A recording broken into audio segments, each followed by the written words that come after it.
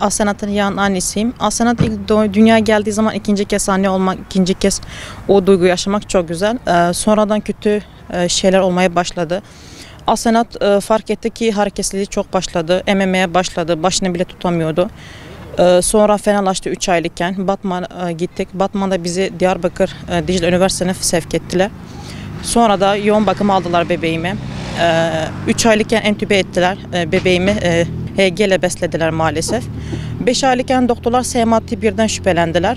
Hemen bir tahlil verdik. 2 ay tahlil sonucunu bekledik. Çıktığı zaman da tabii korktuğumuz başımıza geldi. Doktorlar kızınız SMA tip 1 dedi. Hastalığın öğrenmemiz süreci gerçekten çok zor. Bilmediğimiz bir hastalık, duymadığımız bir hastalık. Asenat şu an 16 aylık bir bebek ve 8 aylıkken trakisi açıldı.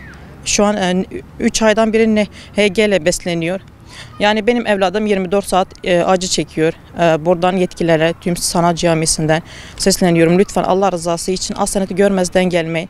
Asenat sizlerden gelen maddi ve manevi destekleri bekliyor. Lütfen bebeğimi görmezden gelmeyin. Hepinize çok ihtiyacımız var.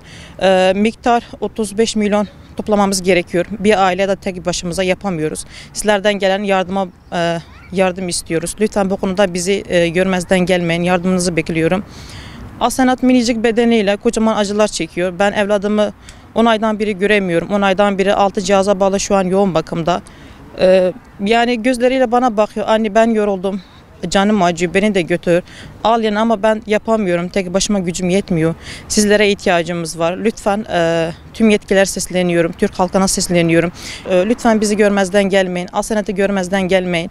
Bu parayı toplasak benim evladım sağlığına kavuşur ve ilacına kavuşur. Kızım annesine kavuşur, ben kızıma kavuşurum. Tek dileğim evladım yanımda olsun, iyileşsin, cihaz olmadan rahat bir şekilde nefes alsın.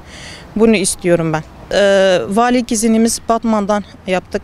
Buradan valilik izine Batman halkına sesleniyorum. Lütfen Asenat'a sahip çıkın. Asenat sizin de evladınız, hepimizin evladı. Kampanyamız valilik izni bir ay oldu başlayan. Hala %1'deyiz. Çok geç kaldık kampanya. 8 ay bir kaybımız var.